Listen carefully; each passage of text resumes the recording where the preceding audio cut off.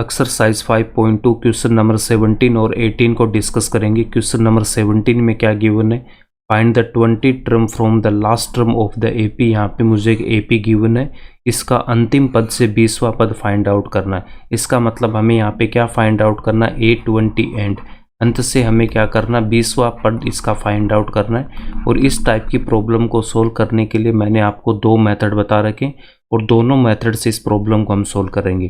तो यहाँ पे देखो, फर्स्ट मेथड में हमारे पास एक फॉर्मूला होता है am end equals to an minus m plus 1 beginning.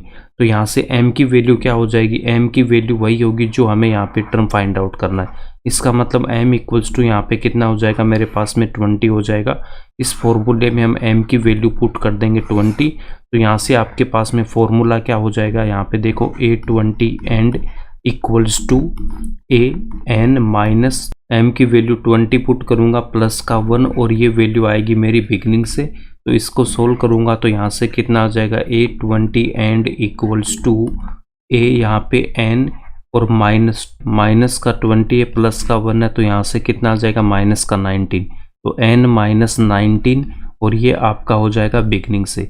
अब इसमें मेरे पास में अननोन क्या है, अननोन यहाँ पे क्या, मेरे पास n की वैल्यू अननोन है।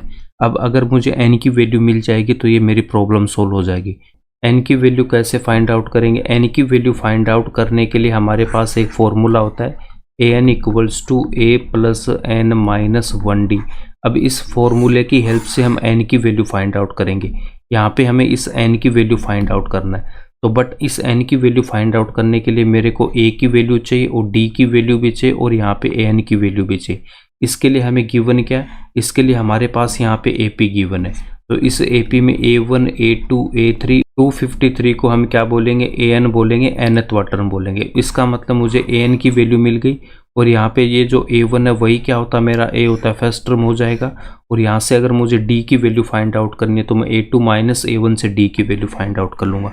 तो यहाँ से देखो, अगर मेरे पास में A1 equals to a equals to कितना आ गया, 3 आ गया एंड an की वैल्यू कितनी मिल गई, 253। d की वैल्यू फाइंड आउट करूंगा A2 माइनस A1, A2 की वैल्यू 8 माइनस A1 की वैल्यू 3। तो d की वैल्यू कितनी आ जाएगी, 5 आ जाएगी और ये वैल्यू पुट करेंगे इस फॉर्मूले में। तो यहाँ से देखो an की वैल्यू कितनी है, 253 इक्वल्स टू a की वैल्यू यहाँ पे कितनी, मेरे पास में 3 प्लस n माइनस 1 और d की वैल्यू 5। अब नेक्स्ट स्टेप में इस 3 को LHS में लेके जाऊंगा। तो 253 माइनस का 3 equals to n minus 1 into में 5। 253 में से 3 को माइनस करूंगा तो यहाँ से कितना हो जाएगा, 250 equals to n minus 1 into में 5। नेक्स्ट स्टेप में इस 5 को मैं LHS में लेके जाऊंगा। तो 250 upon 5 equals to n minus 1। इसको सोल्व करेंगे, 5 से कैंसिल आउट करूंगा तो 5 और यहाँ पे 0। Then 50 equals to n minus 1। n की वैल्यू फाइंड आउट करने के लिए इस माइनस 1 को इस तरफ लेके आऊँगा तो प्लस का 1। तो n की वैल्यू यहाँ पे कितने आ गया आपके पास में, n इक्वल्स टू 51 आ गया। n इक्वल्स टू 51 हम यहाँ पे पुट करेंगे जहाँ पे हमारी n की वैल्यू थी। यहाँ पे देखो n की वैल्यू पुट करेंगे 51 और इसको हम बोल देंगे इक्वेशन नंबर 1। तो हम यहाँ पे लिखेंगे from equation number 1, from equation number 1, from equation number 1। तो इक्वेशन नंबर 1 क्या था, A20 end equals to a यहाँ पे n माइनस 19। तो n की वैल्यू 51 माइनस 19 बिगिनिंग। अब इसको हम यहाँ से सोल्व करेंगे तो इसकी वैल्यू कितनी आ जाएगी, A51 माइनस 19 कितना हो जाएगा, 32 आएगा और ये आपका हो जाएगा बिगिनिंग से। तो A20 जो एंड इक्वल्स टू है वो कितना आ गया, A32 बिगिनिंग। इसका मतलब ये है कि हमें जो अंत से 20वां पद फाइंड आउट करना है उसको हम यहाँ पे क्या कर देंगे, A32 कर देंगे स्टार्टिंग से। A32 की हमें वैल्यू फाइंड आउट करनी है। यहाँ पे देखो, इससे पहले टोटल टर्म हमारे पास में कितना आ गया था, n की वैल्यू मेरे पास कितनी आ गई थी, 51। n की वैल्यू कितनी है, 51। इसका मतलब टोटल टर्म हमारे पास में 51 है और हमसे क्या पूछा था कि लास्ट से 20 टर्म यहाँ पे बता दो, लास्ट से जो 20वां पद है उसकी वैल्यू बता दो। अगर 20 टर्म यहाँ पे आ गया, 20 टर्म आपके पास यहाँ पे आ गया तो इसमें कितने रह गए, इसमें आपके रह गए कितने, 31 टर्म्स यहाँ पे रह गए आपके पास में, ठीक है, 31 रह गए। देखो टोटल कितने थे, 51 थे और 51 में से अगर 20 यहाँ पे आ गया, ठीक है, यहाँ पे कौन सा था, 19वां था, तो अगर यहाँ पे आपके पास में 20 आ गया तो इसमें कितना आ गया, देखो 51 माइनस का 20 कितना 31, ये आपके स्टार्टिंग से, ठीक है।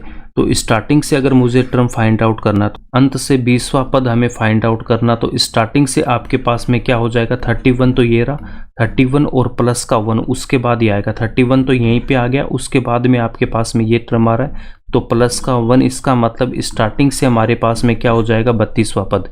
जो हमें अंतिम से 20वां पद फाइंड आउट करना है वो स्टार्टिंग से क्या हो जाएगा आपका 32वां पद हो जाएगा।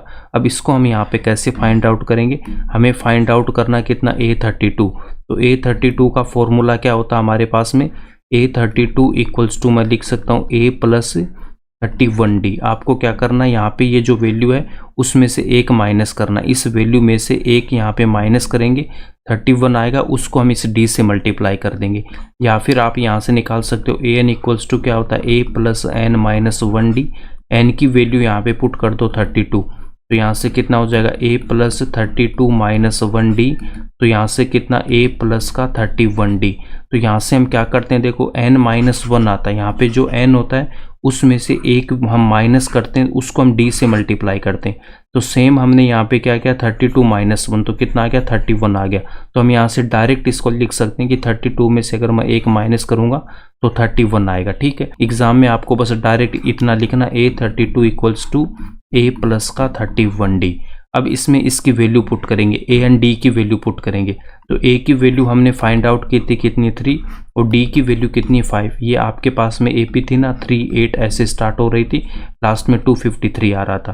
तो D की वैल्यू क्या हो जाएगी 8 माइनस 3 A2 माइनस A1 से, और ये जो आपका A है वही क्या हो जाएगा A1 first term. A and D की वैल्यू पुट करेंगे तो यहाँ पे A की वैल्यू 3 प्लस 31 इंटू D की वैल्यू 5, देन 3 प्लस इसको 5 से मल्टीप्लाई करूँगा 5 और यहाँ पे कितना 15, तो इसका आंसर कितना आ जाएगा 158। तो A32 इक्वल्स टू कितना आ जाएगा 158, ये इसका आंसर हो जाएगा। सेकंड मेथड से इसको कैसे सोल्व करेंगे, जो गिवन AP है इस गिवन AP को हमें क्या करना है रिवर्स ऑर्डर में लिखना है। इसको हमें क्या करना है, इस गिवन AP को उल्टा करना है। तो सबसे पहले आपके पास में क्या आ जाएगा 253 लिखूंगा यहाँ पे, ठीक है। उसके बाद में लास्ट में कितना आएगा मेरे पास यहाँ पे 3 आएगा, 3 से पहले कितना 8 और यहाँ पे कितना आएगा 13, और ये AP ऐसे यहाँ पे चलती रहेगी, ठीक है। ये हमारे पास में AP होगी। तो जो इसका लास्ट टर्म था इसको हमें क्या करना है फर्स्ट में लेके आना है, इस पूरी AP को हमें क्या करना है रिवर्स ऑर्डर में लिखना है, उल्टा करना है। अब हमें यहाँ पे क्या करना है, जो हमसे लास्ट से जो पूछा था उसी को हमें क्या करना है स्टार्टिंग से फाइंड आउट करना है। तो हमें फाइंड आउट क्या करना है, A20 की वैल्यू हमें फाइंड आउट करनी है, वो भी कहाँ से बिगिनिंग से, वो भी कहाँ से बिगिनिंग से, या फिर हम अब बोल सकते हैं इसको स्टार्टिंग से हमें फाइंड आउट करना, ठीक है। बिगिनिंग से A20 फाइंड आउट करना, तो इसका फॉर्मूला क्या हो जाएगा A20 इक्वल्स टू क्या लिख दूंगा A प्लस का 19D हो जाएगा, ठीक है। इस 20 में से 1 को हम माइनस करेंगे तो यहाँ पे कितना आएगा 19, और इस 19 को हम इस D से मल्टीप्लाई कर देंगे। तो हमें यहाँ पे क्या चाहिए A की वैल्यू चाहिए एंड D की वैल्यू चाहिए। अब इसके लिए हमारे पास में क्या गिवन है, इस बार हमें इस रिवर्स वाली AP से लेना है। तो यहाँ पे ये मेरे पास A1 है, तो A1 इक्वल्स टू क्या होता है मेरे पास A इक्वल्स टू 253। तो आपको A की वैल्यू तो मिल गई। अब हमें क्या चाहिए D की वैल्यू फाइंड आउट करना है। D की वैल्यू फाइंड आउट करने के लिए हमारे पास में 2 टर्म होनी चाहिए लगातार, तो यहाँ से हम इसकी वैल्यू फाइंड आउट कर सकते हैं। तो यहाँ पे हम क्या लिखेंगे 3 और माइनस का 8, तो यहाँ से कितना आएगा माइनस का 5, या फिर आप यहाँ से भी निकाल सकते हो 8 माइनस का 13, यहाँ से भी कितना आ रहा माइनस का 5 आ रहा, ठीक है। तो इसका मतलब D की वैल्यू कितनी माइनस का 5 है। तो यहाँ पे इस 253 में से अगर मैं माइनस का 5 करूँगा तो नेक्स्ट टर्म कितना आ जाएगा मेरे पास 248। नेक्स्ट टर्म कितना आएगा 248। तो यहाँ से आपके पास में A2 कितना आ जाएगा 248 आ जाएगा। अब हम यहाँ से अगर D की वैल्यू फाइंड आउट करेंगे तो A2 माइनस A1, तो A2 की वैल्यू कितनी है 248 माइनस, और A1 की वैल्यू 253, तो यहाँ से कितना आ जाएगा माइनस का 5 आ जाएगा। D इक्वल्स टू माइनस का 5 और A इक्वल्स टू 253 आ गया, उसको हम इस फॉर्मूले में पुट करेंगे। आप D की वैल्यू ऐसे भी ध्यान रख सकते हो, जो ओरिजिनल AP का D है इसको उल्टा करेंगे तो यहाँ पे D का साइन चेंज हो जाएगा। तो वहाँ पे +5 था तो यहाँ पे कितना आएगा माइनस का 5 आ जाएगा। अब यहाँ पे इसकी वैल्यू पुट कर दो, A की वैल्यू 253, तो यहाँ पे पुट करूँगा 253 प्लस 19 इंटू, और D की वैल्यू कितनी माइनस का 5। अब इसको हम सोल्व करेंगे यहाँ से, तो 253 और यहाँ से माइनस, और 19 को मैं इस 5 से मल्टीप्लाई करूँगा तो यहाँ पे कितना आएगा 95, और इसको सोल्व करेंगे तो 158, ये इसका आंसर हो जाएगा। क्वेश्चन नंबर 18 में हमें क्या फाइंड आउट करना, the sum of the 4th and 8th term is 24। तो गिवन क्या हमारे पास में A4 plus A8 equals to कितना 24, और उसके बाद गिवन है sum of the 6th and 10th term is 44। तो यहाँ पे हमें क्या गिवन है, हमें गिवन है A6 plus A10 equals to 44, और हमें फाइंड आउट क्या करना है, फर्स्ट 3 टर्म्स हमें फाइंड आउट करना है। तो फाइंड आउट क्या करना, मुझे A1 A2 एंड A3 की वैल्यू फाइंड आउट करना। ठीक है, A1 क्या होता है, A1 इक्वल्स टू A होता है, और A2 इक्वल्स टू क्या होता है A प्लस का D, and A3 equals to होता है A प्लस का 2D। इसका मतलब मुझे A एंड D की वैल्यू चाहिए, एंड A एंड D की वैल्यू के लिए हमें ये दो इन्फॉर्मेशन गिवन है, इनको सोल्व करेंगे, यहाँ से दो इक्वेशन बनेगी, उसके बाद उनको सोल्व करेंगे तो A एंड D की वैल्यू मिल जाएगी। तो सबसे पहले हम यहाँ पे लिखेंगे यहाँ से A4, तो A4 को मैं क्या लिख सकता हूँ A प्लस का 3D। यहाँ पे अगर 4 है तो इसमें से एक हम माइनस करेंगे तो यहाँ पे 3, और 3 को D से मल्टीप्लाई कर देंगे, प्लस सेम यहाँ से A8 की वैल्यू फाइंड आउट करनी है, तो A प्लस 8 में से 1 माइनस करूँगा तो कितना आएगा 7, 7 को यहाँ से D से मल्टीप्लाई करेंगे, इक्वल्स टू में कितना हो जाएगा 24। अब इसको सोल्व कर दूंगा तो यहाँ पे कितना A plus 3D plus A plus 7D equals to कितना 24, A प्लस A कितना हो जाएगा 2A प्लस 3D प्लस का 7D, यहाँ पे 10D इक्वल्स टू कितना 24। अब यहाँ पे हम 2 को कॉमन लेंगे तो यहाँ से कितना A प्लस का 10 है तो यहाँ पे कितना 5D इक्वल्स टू कितना 24, A प्लस का 5D, और इस 2 को इस तरफ लेके आऊँगा तो यहाँ पे 24/2, यहाँ से इसको सोल्व करेंगे तो यहाँ पे कितना आ जाएगा 12। तो A प्लस का 5D इक्वल्स टू 12, इसको हम बोलेंगे इक्वेशन नंबर 1।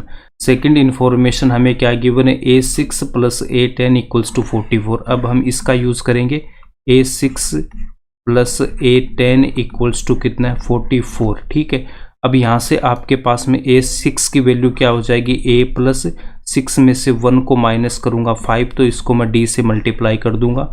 नेक्स्ट यहाँ पे A10 की वैल्यू फाइंड आउट करना, A प्लस 10 में से माइनस 1 करूँगा 9, और 9 को D से मल्टीप्लाई करेंगे, इक्वल्स टू में कितना मेरे पास में 44 है।